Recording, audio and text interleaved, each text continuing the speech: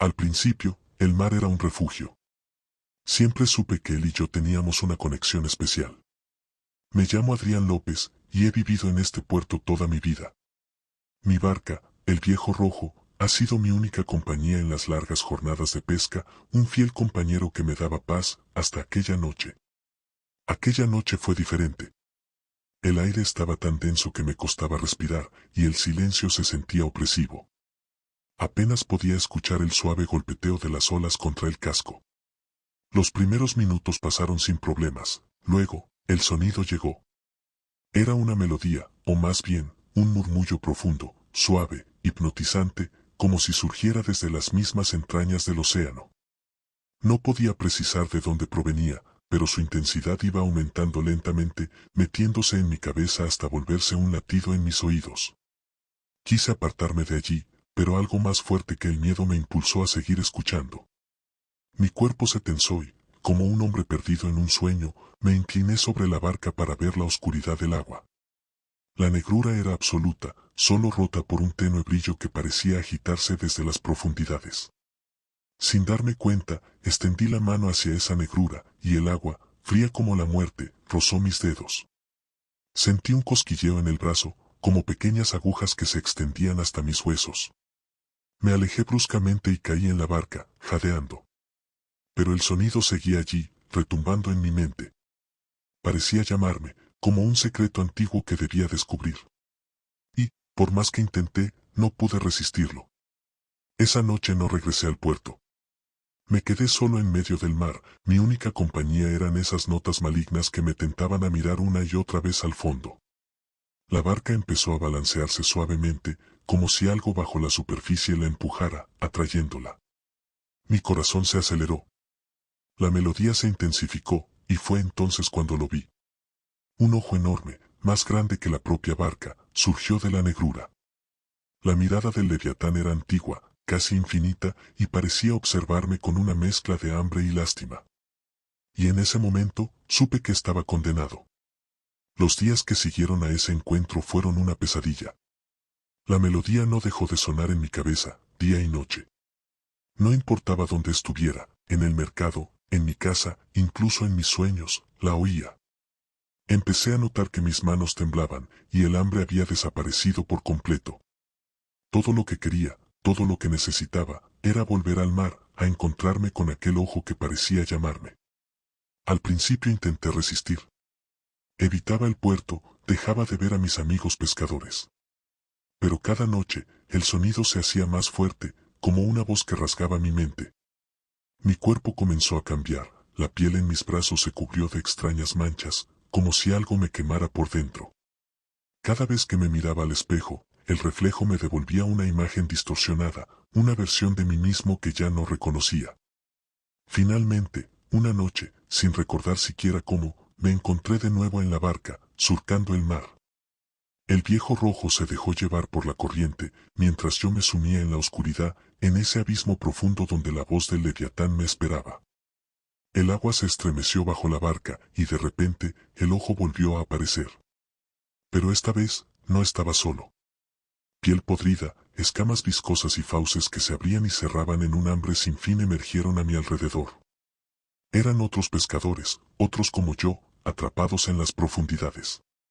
Sus ojos vacíos me miraban con súplica, y sus cuerpos deformes parecían implorar piedad. La melodía se intensificó, ahora mezclada con un coro de voces ahogadas que parecían implorar libertad. Pero sabía que esa libertad jamás llegaría para ninguno de nosotros. Y fue entonces cuando el leviatán atacó. Una garra invisible me arrancó de la barca, sumergiéndome en el océano. Sentí como el agua fría penetraba mis pulmones, quemándome desde dentro. Pero el dolor físico era mínimo comparado con el terror de saber que había caído en el juego de esa criatura. Mi carne comenzó a desgarrarse bajo la presión de esa fuerza inhumana. Sentía como mi piel se separaba en jirones, como si el leviatán jugara conmigo antes de devorarme. La sangre nublaba mi vista, y mis miembros flotaban a mi alrededor, moviéndose en una danza macabra. En un instante de claridad, comprendí que no estaba muriendo, sino transformándome. El leviatán no me iba a devorar, me iba a convertir en uno de los suyos. Mi boca se abrió en un grito que jamás escaparía a la superficie. Mis huesos se reconfiguraban, mis dedos se extendían en garras, y mi piel se cubría de escamas nauseabundas. Estaba siendo absorbido, consumido por el mar, por esa criatura que ahora gobernaba mi destino. Desde ese día, cada vez que alguien navega en la oscuridad, siente la melodía, mi canto, nuestra llamada.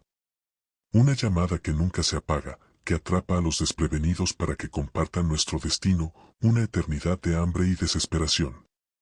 Y así, el Leviatán sigue llenando el océano de almas condenadas, esperando su turno para arrastrar al siguiente incauto hacia el abismo.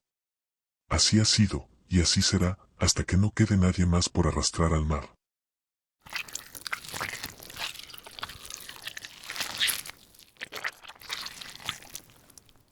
Dicen que el mar guarda secretos que jamás deberían salir a la luz. Creí que eran solo leyendas de pescadores y viejos supersticiosos. Pero nada te prepara para el horror cuando esos secretos se revelan.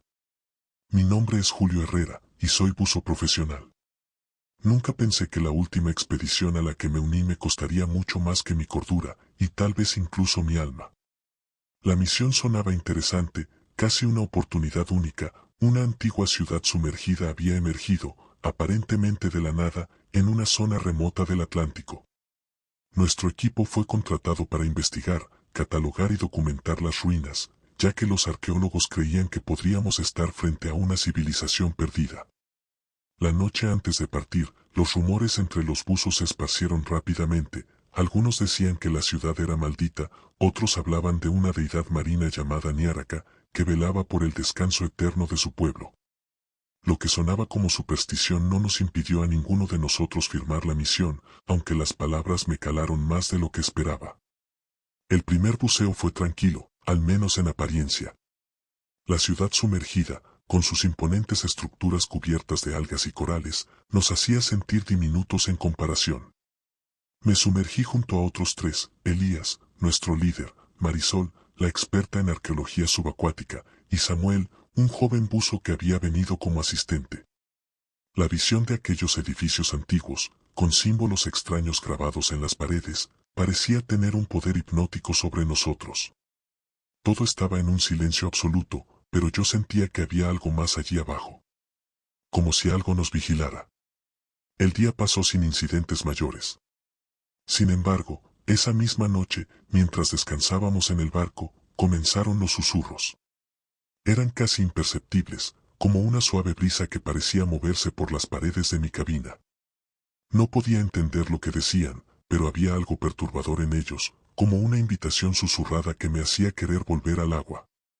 Esa madrugada, desperté de un salto. Mi cabeza palpitaba, y había algo en mi mente que no podía entender, una urgencia insaciable de regresar a las ruinas. Al abrir la puerta de mi cabina, encontré a Marisol y Samuel en el pasillo, los ojos vidriosos, mirándome fijamente. Sin decir una palabra, nos dirigimos hacia el equipo de buceo. Nadie habló. Algo nos estaba guiando, como si fuéramos marionetas. Nos sumergimos en el agua helada y comenzamos a descender hacia la ciudad, ahora iluminada por una pálida luz azul que emanaba desde sus ruinas. Cuando llegamos a una gran plaza, vimos una estatua de una figura monstruosa, con tentáculos y una mirada fija que parecía atravesarnos. En su base, grabadas en piedra, estaban las palabras Niáraca. Fue entonces cuando todo cambió. Mis pensamientos comenzaron a desintegrarse. Mi mente se llenó de imágenes extrañas, visiones de gente que jamás había conocido.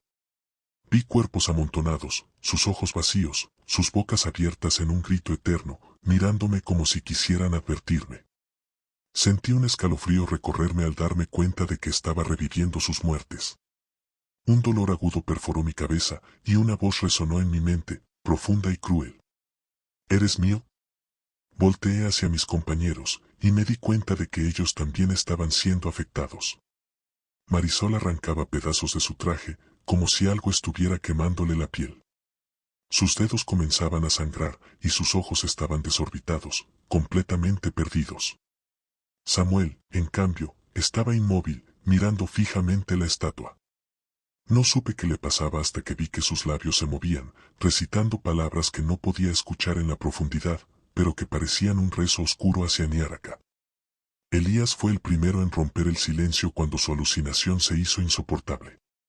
Lo vi rasgarse la cara con las uñas, dejando surcos profundos en sus mejillas, mientras gritaba a través del comunicador, pidiendo que algo lo sacara de allí. Pero estábamos atrapados, cada uno inmerso en un horror que solo podíamos percibir en nuestras mentes. No había manera de huir. Empezamos a escuchar una risa que provenía de todas partes, retumbando en el agua, resonando en nuestras cabezas. Me di cuenta de que era Niaraka, su presencia envolviéndonos, jugando con nuestras mentes, deleitándose con nuestro sufrimiento. Su voz se deslizaba por nuestras mentes como serpientes, llenándonos de imágenes de dolor y desesperación, hasta que mi sentido de la realidad se disolvió completamente. Marisol empezó a desgarrar su traje con una fuerza inhumana. Frente a mí, se arrancó una uña completa con los dientes. La sangre brotó, mezclándose con el agua, creando una nube espesa alrededor de ella. Pero parecía no sentir dolor, solo seguía arrancándose pedazos de carne como si intentara deshacerse de algo bajo su piel. Fue ahí cuando entendí, Niaraka nos estaba consumiendo desde adentro. Samuel, que hasta entonces había estado en un trance, comenzó a nadar hacia las profundidades, como si algo lo estuviera llamando. Traté de detenerlo, pero sus movimientos eran rápidos y bruscos, casi animalescos. Lo último que vi fue su rostro, en una expresión de terror absoluto, antes de perderse en la oscuridad, arrastrado por una fuerza invisible. Desesperado, intenté regresar a la superficie, pero algo me sujetaba. Era como si 1000 manos invisibles me apretaran, impidiéndome moverme. Mis pulmones comenzaron a arder y mi visión se nubló. Sabía que estaba al borde de perder el control.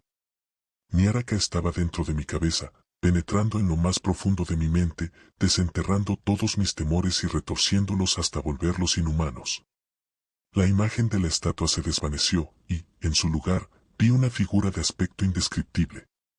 Tentáculos largos y oscuros me rodearon, y sentí como uno de ellos se introducía en mi boca, desgarrando mi garganta, llenándome de un frío mortal. Ya no era dueño de mi cuerpo, era un esclavo más, atrapado en el abrazo de Niaraka. Mi último pensamiento, antes de que mi mente se consumiera, fue un ruego por olvidar. Pero no hubo piedad. Niaraka guardó cada fragmento de mi horror en lo más profundo de su esencia, y lo usará para llamar a otros. Porque en esa ciudad maldita, nadie encuentra paz. Así es como Niaraka se alimenta, devorando las mentes de aquellos lo suficientemente temerarios como para explorar sus ruinas. Ahora soy una sombra, un recuerdo de mi propia vida, condenado a repetir el horror para siempre. Y cuando alguien más descienda a las ruinas, seré yo quien los llame. Porque esa es la maldición de Niaraka.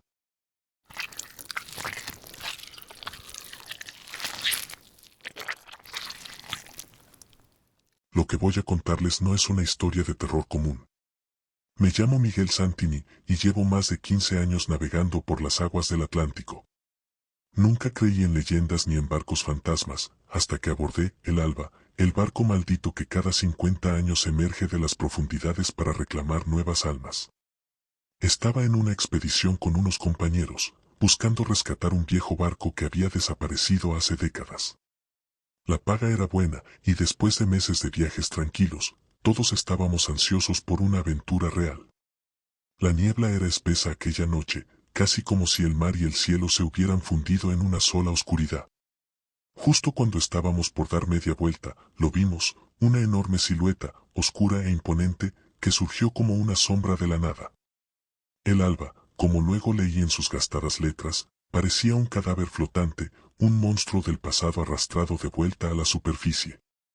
El casco estaba cubierto de algas y óxido, y una hedionda neblina envolvía el barco, dándonos la sensación de que nada bueno nos esperaba allí. Contra toda advertencia de nuestros instintos, abordamos, pensando que tal vez encontraríamos algún tesoro o pista sobre su historia. Pero apenas puse un pie en la cubierta, sentí el peso de algo antiguo y maligno. Era como si un aire fétido, de cuerpos descompuestos y aguas estancadas, nos envolviera. Uno de mis compañeros, Raúl, encendió su linterna, y la luz titubeante reveló manchas oscuras en la madera que parecían sangre seca, como si algo o alguien hubiera sido arrastrado sobre esas tablas. Avanzamos por el barco en silencio. Los pasillos parecían interminables, cubiertos de musgo, y las paredes parecían sudar una especie de limo espeso que desprendía un olor nauseabundo. Nos dividimos para explorar, sin imaginar lo que nos aguardaba. Estaba revisando una de las cabinas cuando escuché el primer grito. Era Agustín, el más joven de nuestro grupo. Lo encontré tambaleándose en el pasillo, sus ojos desorbitados y la piel pálida como si acabara de ver a la misma muerte. Me acerqué para calmarlo, pero lo que me dijo me heló la sangre. Miguel, ellos están vivos. Balbuceaba, temblando. Los marineros están todos aquí, mirándome. Intenté tranquilizarlo, diciéndole que debía de estar viendo cosas. Pero su expresión era de puro terror. No tardé en comprender que decía la verdad, porque cuando miré por el pasillo, los vi. Figuras espectrales, los rostros deformes y sus ojos hundidos, como si fueran cadáveres recién sacados del agua.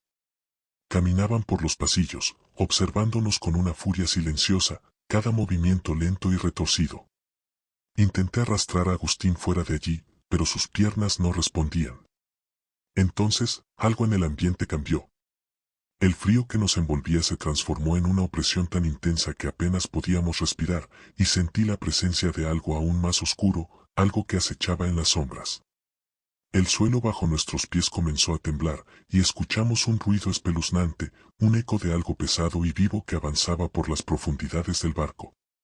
Raúl y los otros llegaron corriendo, y entre todos intentamos movernos hacia la salida. Pero los pasillos parecían haberse vuelto interminables, como si el barco mismo cambiara para mantenernos dentro. La criatura que controlaba ese lugar finalmente se reveló. Desde las sombras de la bodega, vimos surgir una masa viscosa y retorcida, una figura de carne hinchada y escamas, con tentáculos que se arrastraban por el suelo. Sus ojos brillaban con un hambre atroz, fijos en nosotros, y emitía un susurro que parecía desgarrar el aire. Mis compañeros empezaron a gritar, pero yo estaba paralizado, incapaz de moverme ante el horror que tenía delante. Uno de los tentáculos se deslizó hacia Agustín, envolviendo su cuello, mientras él forcejeaba y gritaba. La criatura lo levantó lentamente, y todos vimos como el rostro de Agustín se desfiguraba de puro pavor antes de que el tentáculo se cerrara alrededor de su cabeza, y con un chasquido húmedo y grotesco, arrancara su cráneo de un tirón. La sangre salpicó el suelo y nuestras ropas. Nos dimos cuenta de que el barco no nos dejaría ir tan fácilmente, necesitaba alimentarse de nosotros, como si hubiéramos caído en una trampa eterna.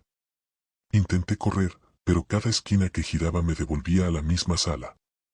Era como si estuviera atrapado en un bucle infinito, mientras las sombras se volvían cada vez más densas y opresivas. Mis compañeros también estaban atrapados, y podía escucharlos gritar en algún lugar lejano del barco, sus voces distorsionadas y cada vez más débiles. Finalmente, logré llegar a la cubierta, donde pude ver el mar oscuro extendiéndose, indiferente a mi desesperación. Mis piernas apenas me respondían, pero antes de que pudiera saltar, algo me detuvo. Sentí el frío de un brazo esquelético sobre mi hombro. Cuando me giré, vi el rostro de un marinero, los ojos vacíos y la piel colgando en jirones. En su expresión había una mezcla de compasión y tristeza. «Ahora eres parte de nosotros», murmuró, y me di cuenta de que mis pies estaban atados al suelo. Intenté gritar, pero mi voz no salía. La criatura, con sus tentáculos extendiéndose hacia mí, estaba a punto de reclamarme. Sentí el frío atravesarme, un vacío inmenso que me consumía desde adentro, robándome la vida, la voz, la esperanza. Antes de que todo se oscureciera, pude ver a lo lejos la figura de otro barco acercándose entre la niebla. Un nuevo grupo de almas desprevenidas. Comprendí que, dentro de 50 años, el ciclo volvería a repetirse. Ahora soy uno de los perdidos en ese barco maldito, esperando, acechando en las sombras, atrapado en la eternidad de el alba. Y cuando alguien más se acerque, seré yo quien los reciba, quien los conduzca al infierno de este barco olvidado.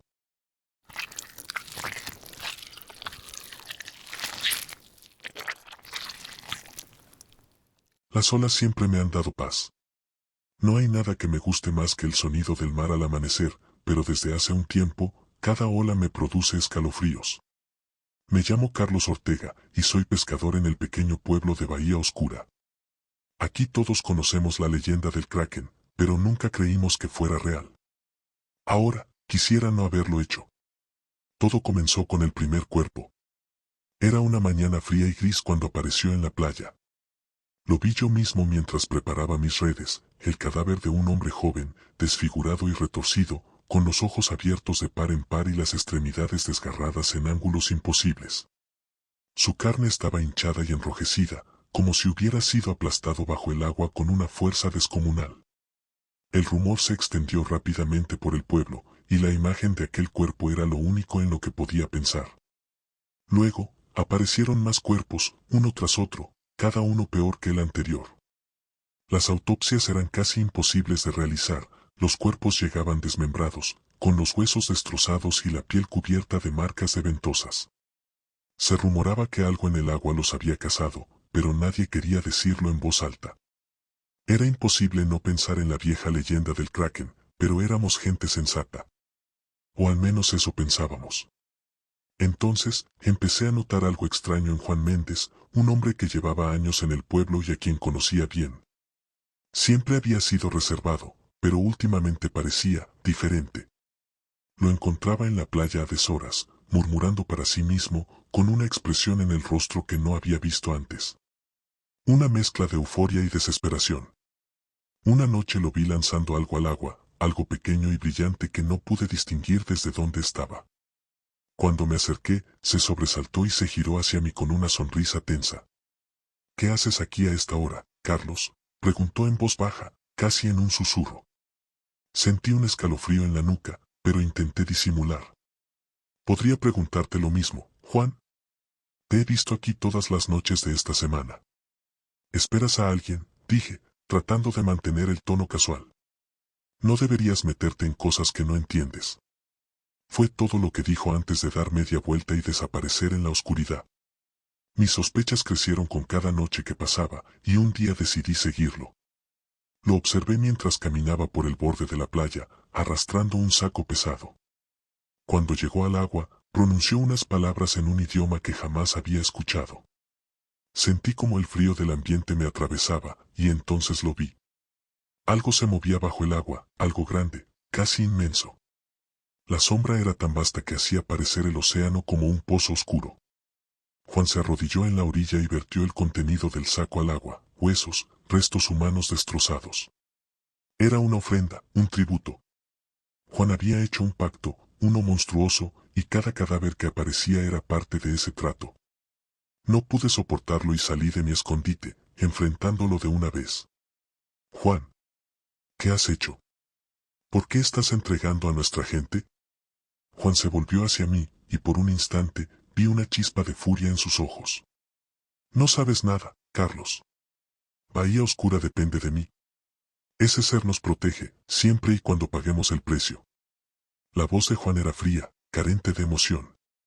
Era como si no tuviera humanidad en él, como si fuera solo un peón más en el juego del Kraken. ¿Protección? ¿A costa de vidas humanas? ¿A costa de los nuestros?, grité, sintiendo como la rabia se mezclaba con un terror absoluto. Juan se acercó lentamente, y pude ver en sus ojos el reflejo de algo oscuro, un vacío que me envolvió. El Kraken es antiguo. Mucho más antiguo de lo que puedes imaginar. Yo solo sigo las instrucciones. Él escoge a quienes deben morir y en cambio nos permite vivir en paz. ¿O acaso no has notado que, a pesar de las tormentas, este pueblo nunca sufre daños? Fue entonces cuando lo entendí. Cada cuerpo era un sacrificio para el Kraken, una vida a cambio de la supervivencia de Bahía Oscura. Sin embargo, cuando intenté alejarme de él, algo en el agua comenzó a agitarse. Las olas rompían violentamente contra la orilla, y un olor nauseabundo, como de carne podrida y algas, emanó del mar. Algo emergió de las profundidades, una masa oscura cubierta de tentáculos, cada uno con ventosas que chasqueaban y se retorcían en el aire. ¿El Kraken? Su presencia era aterradora, como si el propio océano estuviera vivo, observándome con hambre. Juan me empujó hacia el agua, y sentí como los tentáculos me rodeaban, cada ventosa succionando y desgarrando mi piel con un dolor inimaginable. La criatura comenzó a envolverme, arrastrándome hacia las profundidades, mientras sus tentáculos me apretaban con una fuerza que dejaba mis huesos al borde de romperse. Entre el agua turbia, vi el rostro de Juan en la orilla, observándome con indiferencia, como si yo fuera solo otro sacrificio. En mi desesperación, logré liberarme de uno de los tentáculos y comencé a nadar hacia la superficie, pero era inútil. El kraken me había marcado como su próxima presa. Mis pulmones ardían mientras intentaba escapar, cada brazada era más lenta que la anterior, y la sombra del monstruo me rodeaba, bloqueando cualquier rayo de luz. Al final, mis fuerzas se desvanecieron. Lo último que sentí fue el desgarro de mi carne mientras las ventosas se adherían a mi piel, arrancándola en pedazos. En mi último momento de conciencia, comprendí el ciclo interminable al que Bahía Oscura estaba condenado, atrapado bajo el control de esa bestia ancestral. Y ahora, cada vez que alguien desaparece en las playas de Bahía Oscura, el pueblo murmura sobre la maldición del kraken, mientras Juan, en silencio, sigue su pacto con el monstruo del mar.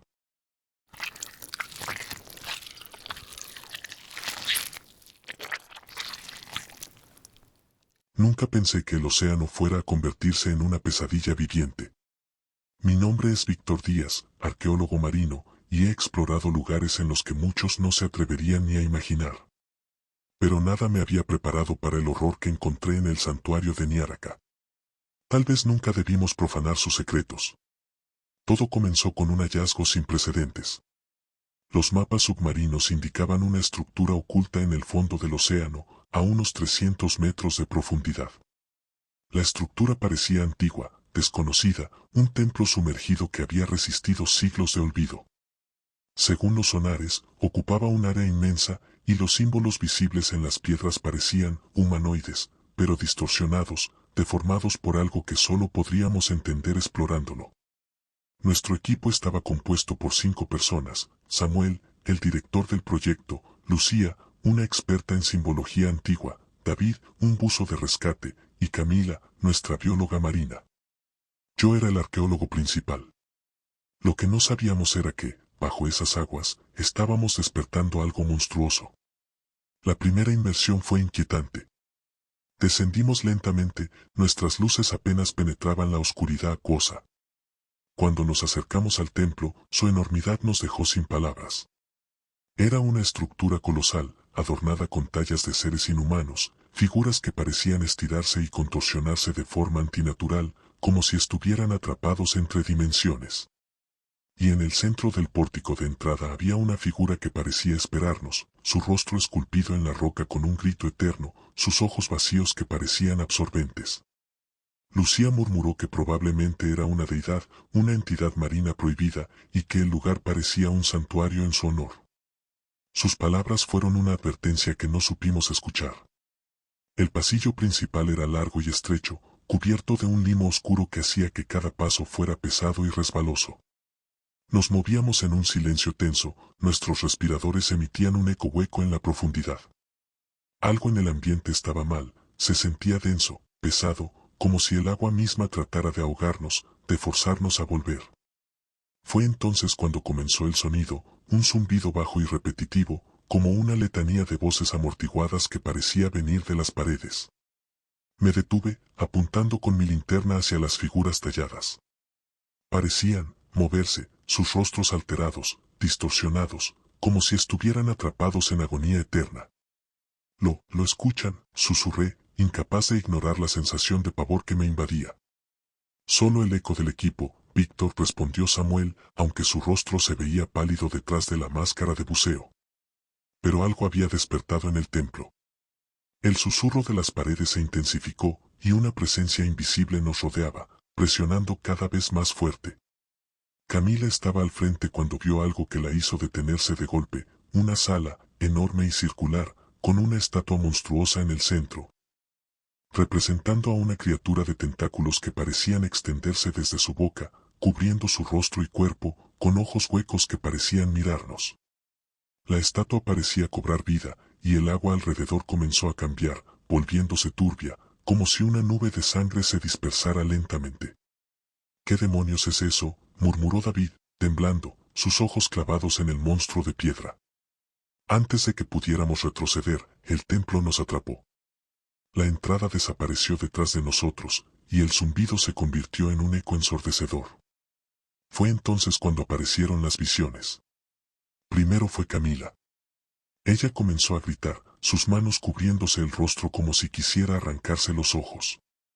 Nos acercamos, tratando de sujetarla, pero la vimos retorcerse, su piel cubierta de un sudor frío, sus pupilas dilatadas de puro terror.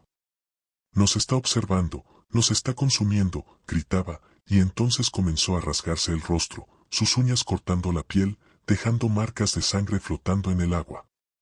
Intenté detenerla, pero su fuerza era descomunal, como si algo la poseyera.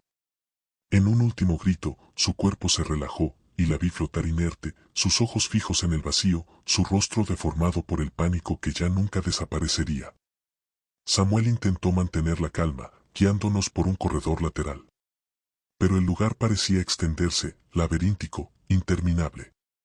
Las paredes se deformaban, cubiertas de manchas rojas, como si los sacrificios hubieran teñido la piedra para siempre.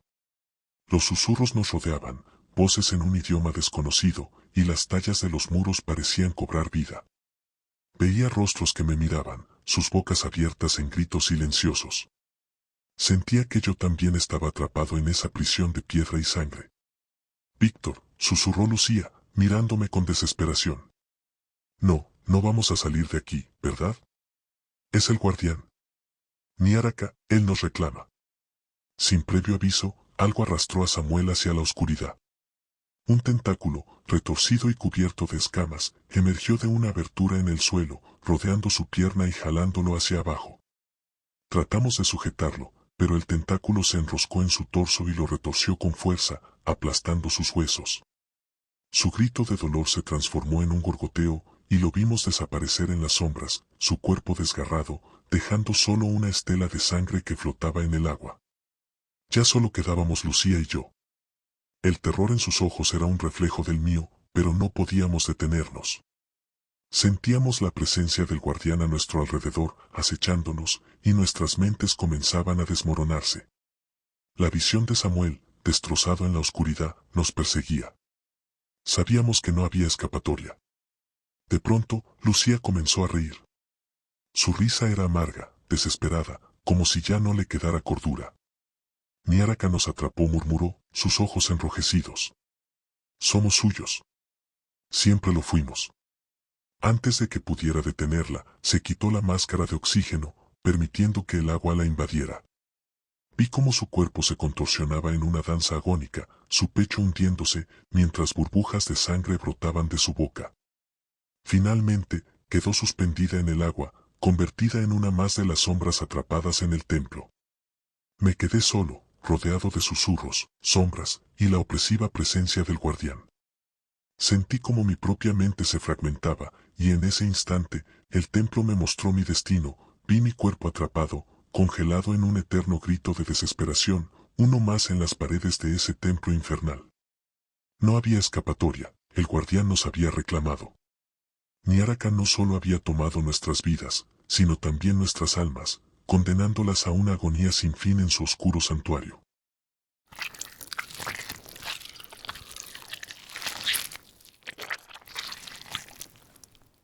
Todo empezó como una simple misión de investigación, un descenso a las profundidades de una fosa marina recientemente descubierta. Mi nombre es Andrés León, y he pasado más de una década como oceanógrafo y buzo especializado en exploraciones a gran profundidad. Pero nada, absolutamente nada, me preparó para el horror que nos aguardaba en aquella fosa. Nunca debimos descender, jamás debimos despertar al guardián. La expedición estaba formada por un grupo selecto de científicos, cada uno experto en su campo. Elena, la bióloga marina que ya había enfrentado las profundidades en varias expediciones. Marco, el geólogo encargado de analizar las formaciones rocosas de la fosa. Carla, la ingeniera que supervisaba el equipo, y yo, el oceanógrafo y líder del equipo. Nos sumergimos en el sumergible Nereus, una máquina robusta diseñada para soportar la aplastante presión a miles de metros de profundidad. El descenso fue interminable. A medida que nos adentrábamos en la fosa, el mundo de la superficie se desvanecía y nos envolvía una oscuridad absoluta. Solo el leve resplandor de nuestras luces iluminaba un ambiente surreal, como si estuviéramos entrando en la boca de un abismo eterno.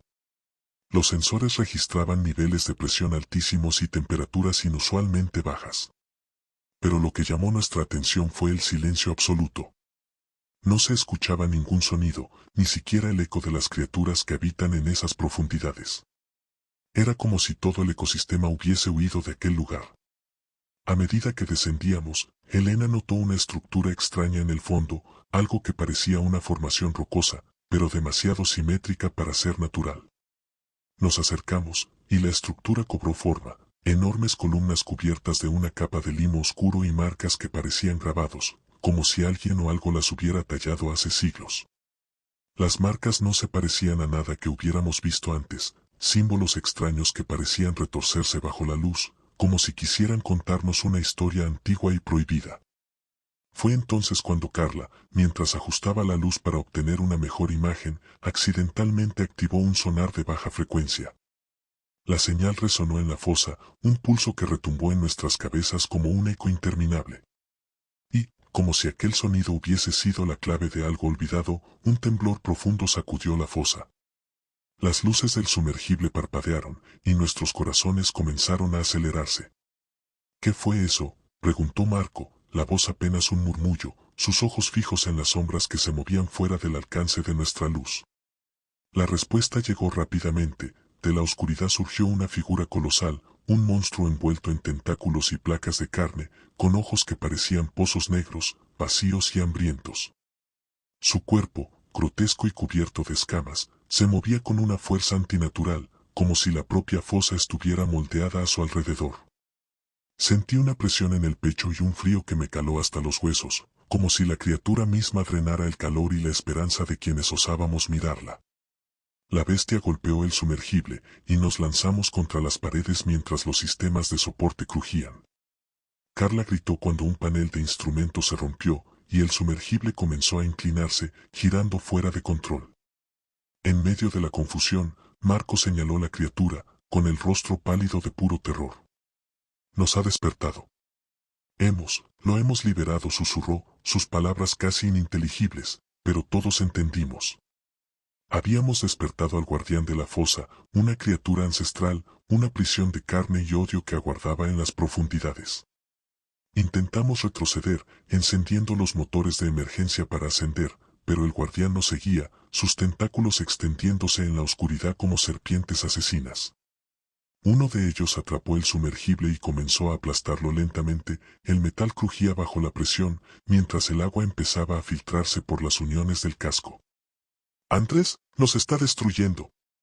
Vamos a morir aquí», gritó Elena, desesperada, mientras intentaba detener la filtración. Cada uno de nosotros sentía el miedo retorciendo sus mentes, y el guardián parecía alimentarse de nuestro terror. Fue entonces cuando Elena, en un intento desesperado, activó un último pulso sónico, buscando desorientar a la criatura. El guardián se soltó del sumergible, retrocediendo unos metros, pero antes de que pudiéramos celebrar, lo vimos lanzarse de nuevo hacia nosotros, sus fauces abiertas, llenas de dientes tan afilados como cuchillas. En medio del caos, Marco empezó a murmurar, su rostro una máscara de terror absoluto. «Nos ha maldecido, está dentro de nuestras mentes. Yo lo veo mi muerte». Y sin decir una palabra más, abrió la escotilla del sumergible y salió disparado hacia la oscuridad, dejando una estela de burbujas y desesperación mientras el agua fría lo devoraba.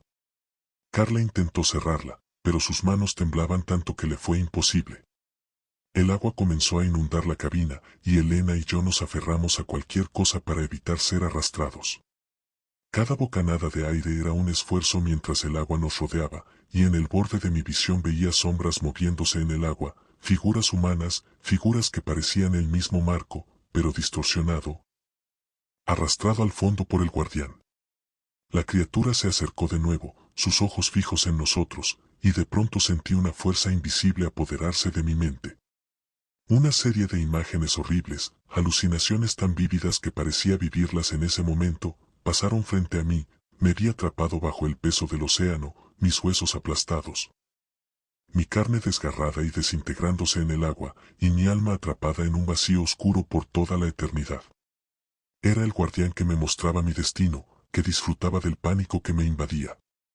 Desesperado, Elena y yo intentamos salir del sumergible por la escotilla, nadando a ciegas hacia la superficie.